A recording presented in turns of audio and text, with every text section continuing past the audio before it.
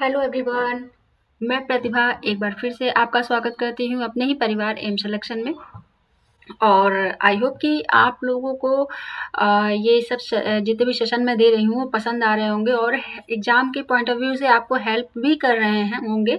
तो आज मैं यूजीसी नेट पेपर 1 का पीपल डेवलपमेंट एंड एनवायरनमेंट का सेकंड पीवाईक्यू सेट लेकर आ गई हूँ। तो आप लोग देख लीजिए और आशा करती हूँ कि आप लोगों ने एग्ज़ाम फॉर्म भी फिल कर दिए होंगे, है ना? क्योंकि अभी जो है वह है कि करेक्शन डेट अब आप लोगों के पास आएगी। फॉर्म फिलिंग का डेट तो निकल चुका है।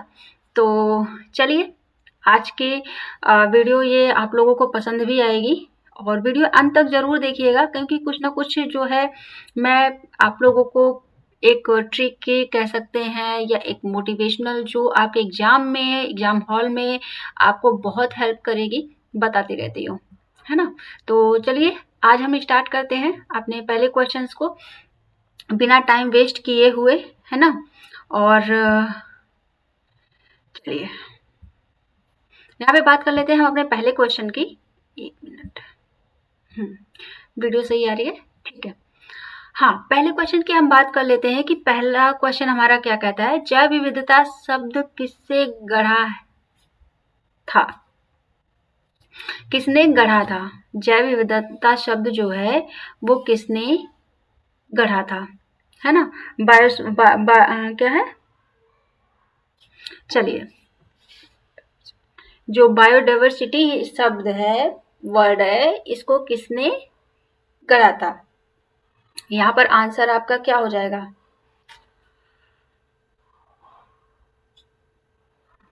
ये देखिए आपके ऑप्शन दिए हुए हैं। ये एक तरीके से बात कर ले तो यहाँ पर कुछ व्यक्ति वह पर्सन है जिनके शब्द दिए हुए हैं। तो ये किसने गढ़ा था? तो यहाँ पर आ जाएगा ऑप्शन आपका क्या है, रेमंड क्या है, दासमन। इन्होंने बायोडाइवर्सिटी का जो शब्द है वो दिया था। ठीक है, चलिए अभी जब हम आगे अगर हमारे पास टाइम रहा तो जब हम आगे आपको वो पढ़ाएंगे ना, पीवाई की मतलब कॉन्सेप्ट जब आपको पढ़ाएंगे, थ्योरी पढ़ाएंगे, तो आपको बहुत इंटरेस्टिंग आएगी। क्योंकि थोड़ी सी मेरी टीचिंग लाइफ जो टीचिंग स्टाइल है वो थोड़ा सा डिफरेंट है ना?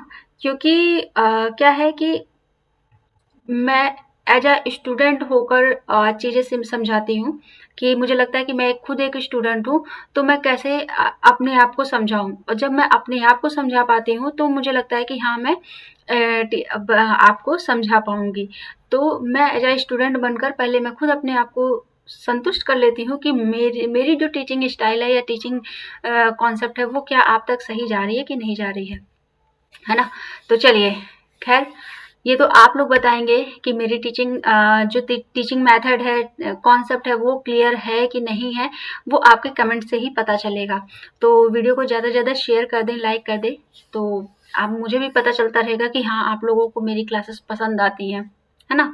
चलिए बात कर लेते हैं सेकंड क्वेश्चन की। निम्नलिखित में से कौन सी गैस क्या है, अम्ल वर्षा के लिए उत्तरदायी है ना? Which of the following gases is responsible for acid rain, यानी कि एसिड रेन के लिए कौन सी गैस जो है वो रिस्पॉन्सिबल है ना? CO2 and HS4, CO2 and CH4, या फिर SO2 एंड NO2, N2O और CO।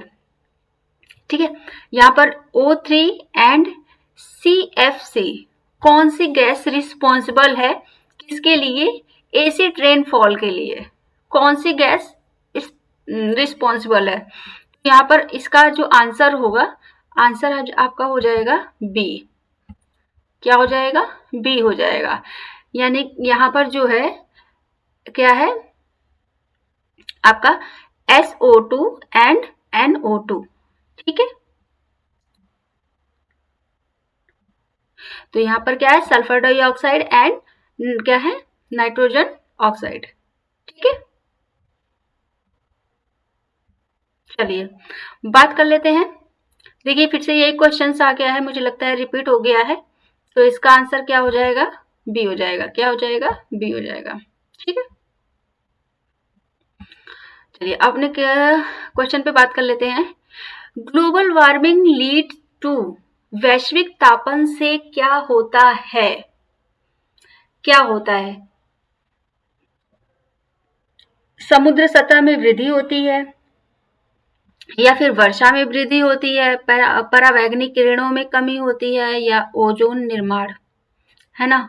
इसमें क्या होगा आपका बताइए। आंसर जो हो जाएगा इसका, क्या होगा आंसर? आंसर होगा आपका यहाँ पर ऑप्शन नंबर ए। क्या हो जाएगा? ऑप्शन नंबर ए हो जाएगा यहाँ पर। समुद्र सतह में, समुद्र स्तर में वृद्धि होती है ना? इंक्रीज इन सी लेवल, यानी कि जो समुद्र स्तर है उसका जो मतलब समुद्र का जो लेवल है वो क्या होता है? इंक्रीज होता है, यानी कि बढ़ता है ना? किसमें? ग्लोबल वार्मिंग में। ठीक है, तो ये आपके कुछ क्वेश्चंस हैं जिसे आपको क्या करना है, आपको एक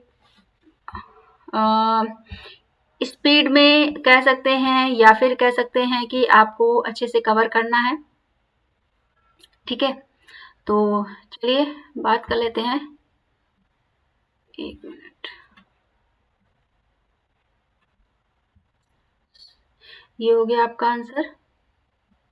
ठीक है, यहाँ पर हाँ, चलिए अब हम अपने 5वें क्वेश्चन की बात कर लेते हैं। 5वां क्वेश्चन हमारा क्या कहता है?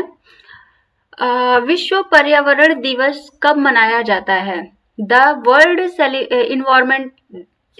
Environment day is celebrated on, तो यानी कि जो वर्ल्ड इन्वायरमेंट डे मनाया जाता है वो कब मनाया जाता है, कब सेलिब्रेट किया जाता है?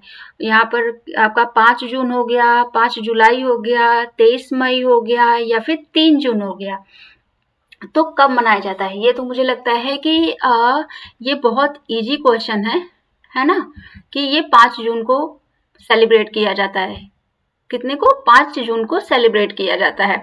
अच्छा, जो 2025 एक क्वेश्चन आप लोगों को दे रहे हैं, मुझे कमेंट सेक्शन में इसका जरूर बताइएगा। जो इसकी थीम है, मैं बता रही हूँ आपको, इसकी थीम क्या है ना? कि जो 2025 की थीम रही है विश्व पर्यावरण दिवस की, वो क्या रही है? आप मुझे कमेंट सेक्शन में बताइएगा। ये आपके लिए एक होमवर्क है ना? कि विश्व पर्यावरण की थीम क्या रही है, इसे क्यों मनाया गया है, और इसकी थीम क्या है, इसका रीजन क्या है, इस थीम का रीजन क्या होता है। चलिए आप इतना मुझे बताइएगा कि इसकी थीम क्या थी, है ना? तो ये आपका रहे कुछ क्वेश्चंस।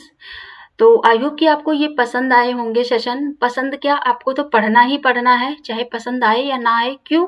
क्योंकि भाई आपके एग्जाम के पॉइंट ऑफ व्यू से ये इंपॉर्टेंट यूनिट होती हैं। अच्छा, यहाँ पे ज्योग्राफी वाले बच्चों के लिए भी थोड़ा सा ये हो जाता है कि आपका जो ज्योग्राफी में इन्वायरमेंट का पार्ट होता है, तो ज्योग्राफी वाले बच्चों के लिए भी कवर हो जाएगा, है ना? तो और कोई अगर आपके डाउट होते हैं, कोई क्वेरीज होती हैं, कोई प्रॉब्लम होती है, तो प्लीज़ मुझे कमेंट सेक्शन में या टेलीग्राम चैनल से आप जुड़कर मुझसे अपने प्रॉब्लम्स को सॉल्व कर सकते हैं। ठीक है, तो आज के लिए इतना ही रखते हैं। Thank you so much. Bye bye, take care.